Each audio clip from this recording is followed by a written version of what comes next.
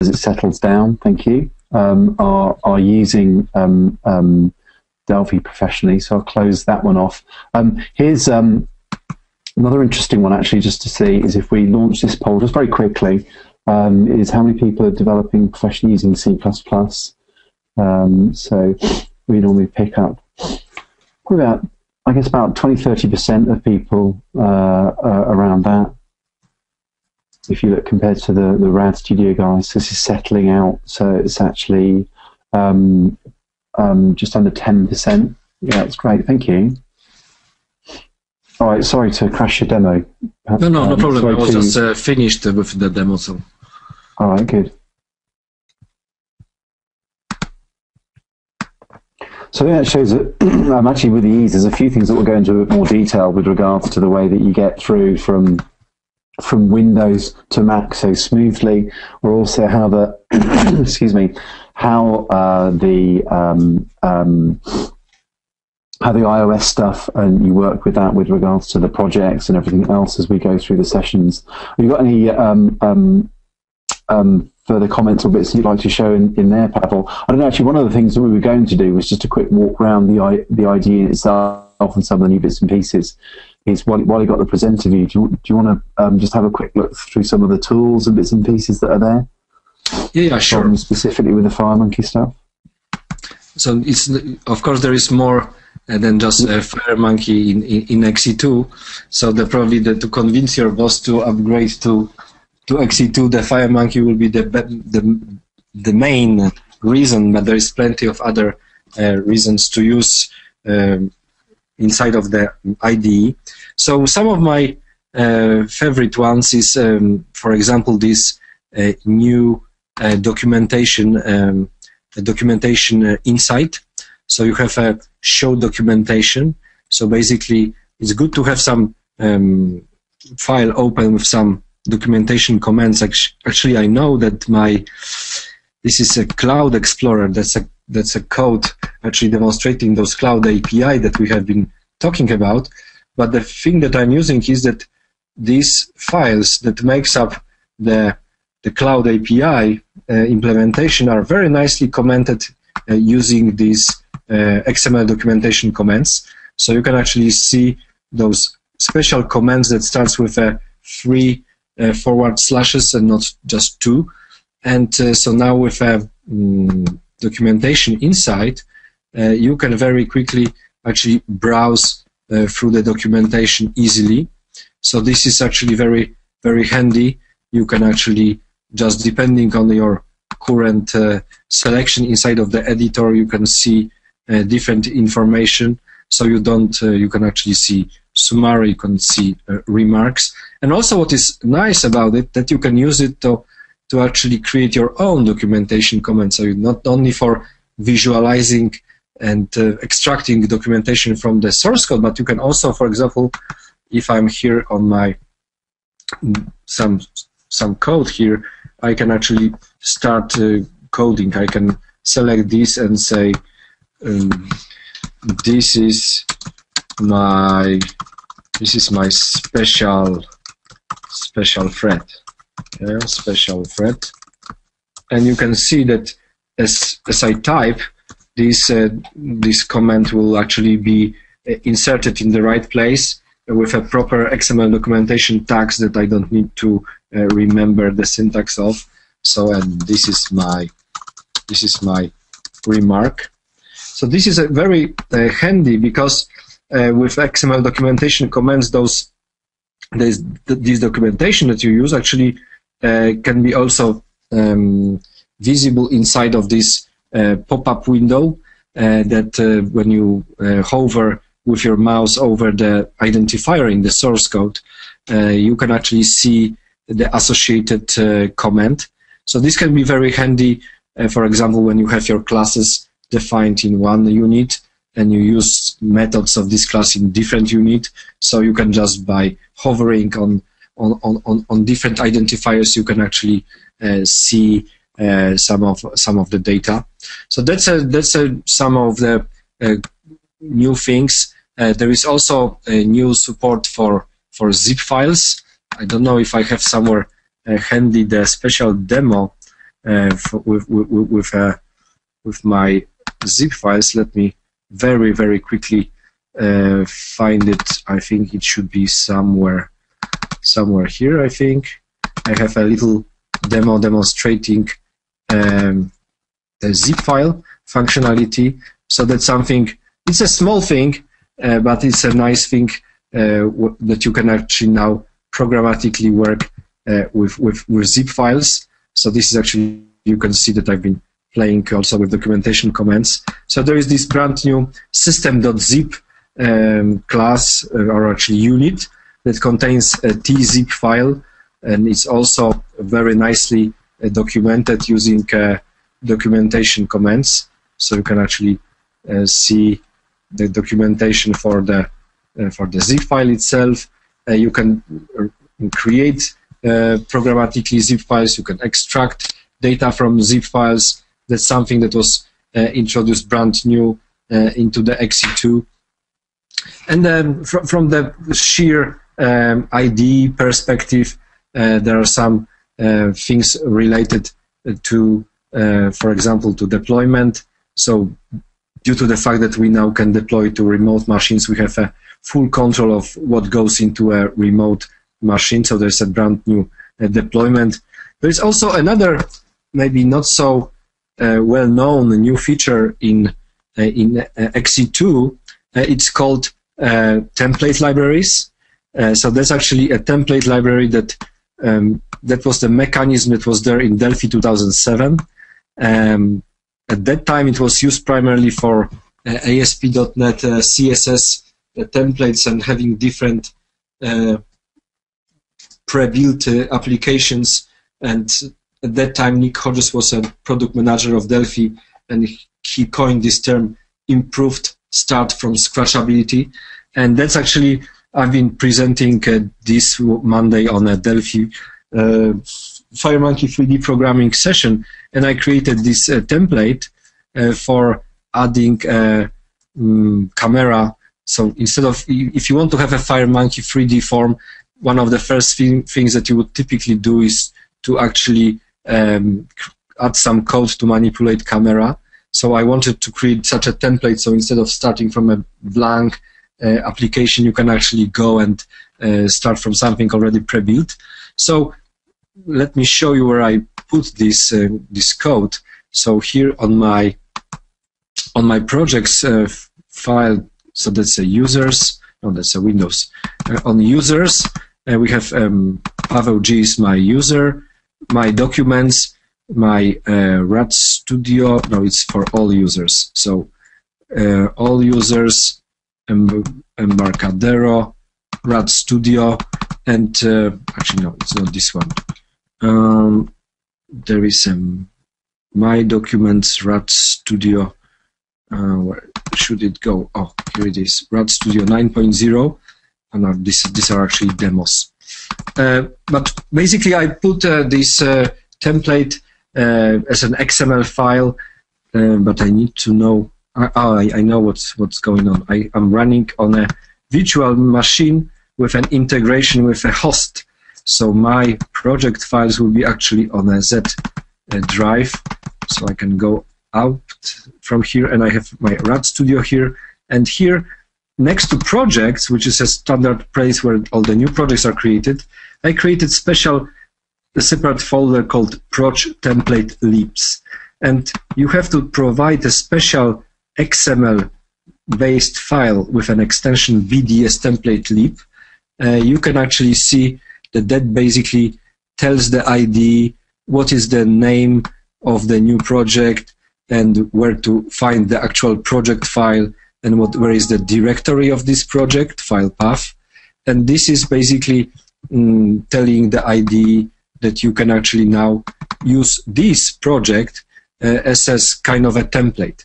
So I can actually show you this project directly, but first I need to close my zip demo. So if I open this project from here, you can actually see that's a simple viewport with a camera, and that's my just a simple application that does not do anything useful, but contains some basic code for working with a camera. And that's a typical code that you would reuse across different applications. So instead of doing this all the time the same, I can actually go and create it from the new items. So I have actually, using these template libraries, I have added this BDS template lib file to the IDE, and the result is that now in the file new other, I can actually see my own form HD with camera. There is a little bug currently in the IDE that is okay. I'm going to show you this. So first I'm going to select this, click on OK, and basically the IDE is now asking me, okay, where I want to copy this template. So basically what IDE is going to do is to take the contents of the, maybe I go into the temp directory. It will take the temp directory, and inside temp directory maybe test run, and click on this test, click on OK, and I will get this little error basically saying that BDS proc was not found. That's because we have now a different extension for the project file is dproc, not BDS proc, so that's the reason it cannot be found. But I can now basically find inside of the this drive, I have those that was demos, I think, and temp directory. No, it was my articles, I think, or even events. Where I put it down, that was in articles, temp directory. No, it was not articles. Where I did put it into my projects. No, let me do it one more time because I've completely forgot where I put it. So that should be very fast. I'm going to do it in a place that I will easily remember. So computer, C drive, and maybe in a data directory. Okay, click on OK, and now I should be able to easily find my project in a data directory. Here we go, and that's my form HD with camera. So basically, that's a nice, not very well-known improvement in the IDE that you can actually, now I can actually go and add some 3D shape here to visualize it. For example, I can add maybe a cylinder, and that this cylinder should go into the viewport. So now if I run the application, I have the functionality of manipulating the camera and responding to the user input. So now I can basically start from the improved level of a scratchability. So that was, of course, there is more, but just these two were one of my favorite new features: documentation inside, a new zip file, new support for template libraries. Yeah, there's a few things that we'll get into through the weeks, and one of the things that I know that has been quite interesting for people that have been using, I think to use your term actually, Pavel, boutique databases. Obviously, all of the main and latest versions of the enterprise database servers are supported through Oracle and SQL Server and DB2 and the like. But there's an ODBC driver has been providing support with DB Express as well. That's opened things up for a lot of guys to be able to move forward with maybe specific kind of embedded support and lots of other things. We've seen a lot of people pick up with things like that. I guess actually, if you look at it, I've mentioned embedded and database, then obviously through with the natural support that we like to give Interbase, because so many people in the Delphi community use Interbase and deploy against it. There's obviously the developer integration with Interbase and that server that you get to test against, but there's a lot of development going into Interbase, with it being supported on Windows and Mac now, and obviously 64-bit. And if you've been to the right demos in the right places, you might have even seen it running on other platforms beyond. But we'll talk about that a bit later, really. Good stuff, Pavel. There's been some good, well, hopefully some useful tweets that I know that myself and David have been putting up with regards to other components as well that support XE2. A lot of people use T-Chart, and T-Chart's available for business graphics and FireMonkey, and also the guys at TMS have put their instrument, have developed some instruments, some really very impressive instruments. You might need to refresh that, Pavel. I think it's might have been on there. There's a component says, and then maybe select all, and you'll see all of the latest stuff. A lot of things have been appearing through the last few weeks and months to support FireMonkey and make sure that everyone can have that the capabilities that they need to help them move forward. There's some fantastic things that we'll show you coming through the weeks with the way that you can extend and develop your own components and the whole FireMonkey style mechanism that makes it super easy. But that's yeah, there you go. And if you select all there, Pavel, just on the, you'll get all the latest tweets on the little blue all link there. Oh, yeah, that is you, isn't it? I'm not wondering if it was me driving the screen from there. Do you want to take over the screen? Yeah, can do. As we come back through, we've looking through for questions that are coming up here. Nice wishes from Thierry, the board. Thank you, Thierry. You are the master of the discussion. Of the discussion webinar, and I got back to Hans, I think, on his question. I know other questions coming up on the meantime there. Let me take back presenter for the meantime, though, then Pavel from you. Thanks for those. I know that we'll be doing lots of other presentations as we go through the subsequent weeks. Just back over and flick back to me. And the attendees have been steadily building up. I think the great things, from talking to many people at events, am I showing my screen now? I can actually see. Good. You can see you and me on a slide there, can't you? Believe me, it's not very often people catch me with a shirt. I don't think you're showing the screen. I can see the splash screen. Okay, there you go. That's good. Let's get that back up again then. That's the start and finish one. Yeah, you should be able to see it now. So yeah, it's not very often people get to see me with a shirt and tie on nowadays. But there you go. Yeah, as we go through these sessions with people dropping in and out and asking questions, it's also not just about the online session, the couple of hours a week that that Pavel, myself, and the guys will be online.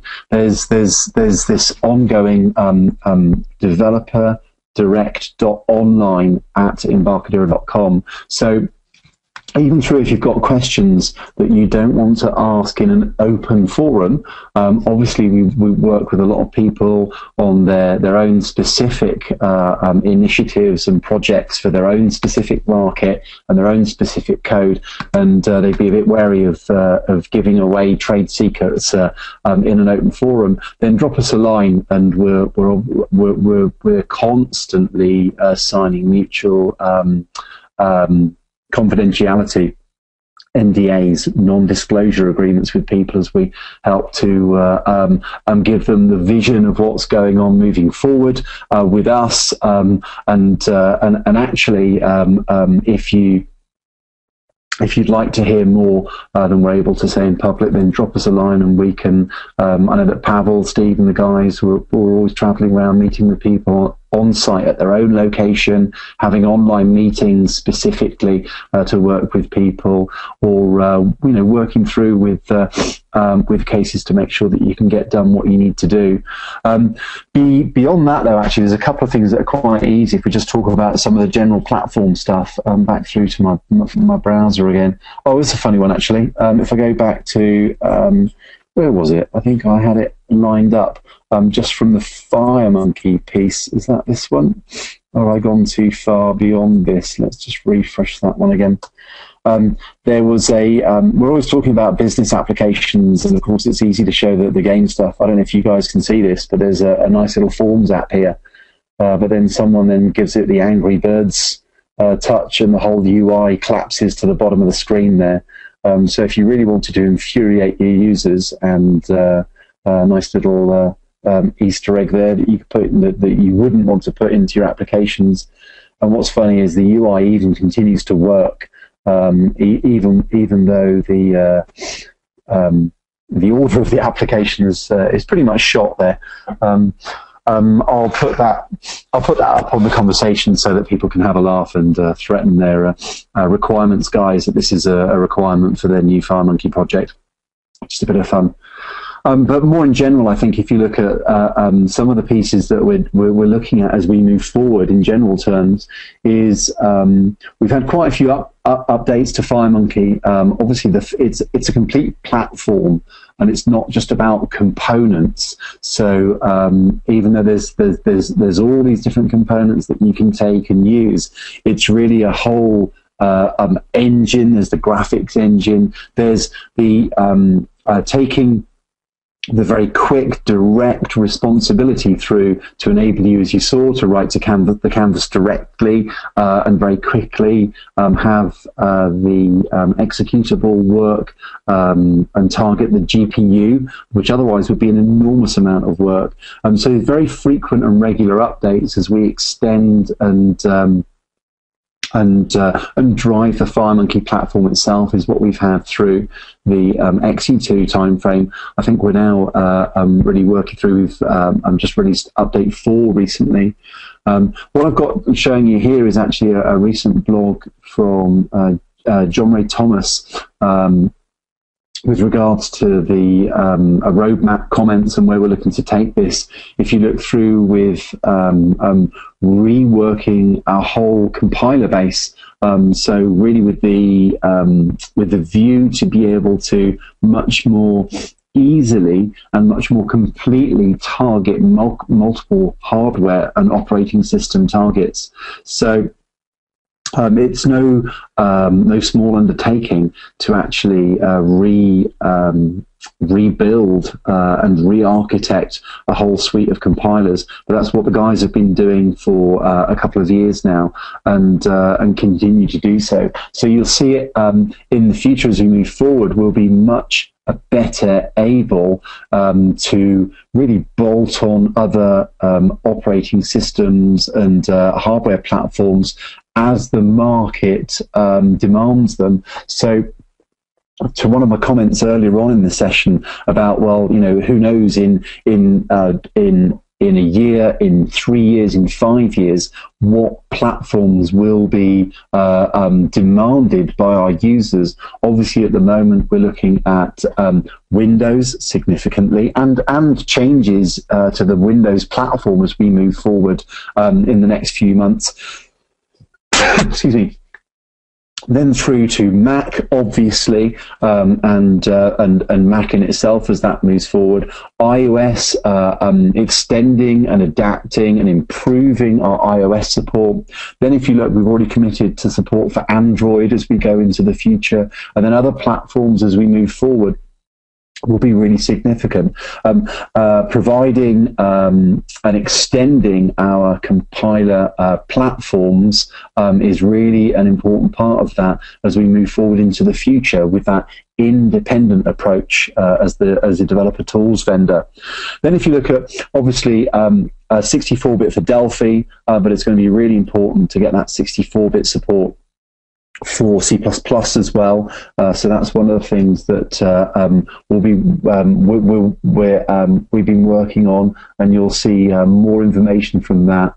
Then expanding out and embracing mobile. I remember a couple of years ago, people would say, oh, when are you going to get WinCE support? We really need WinCE support. But supporting that individual platform really didn't make sense, as we'd have been coding directly to it, tooling directly for it, but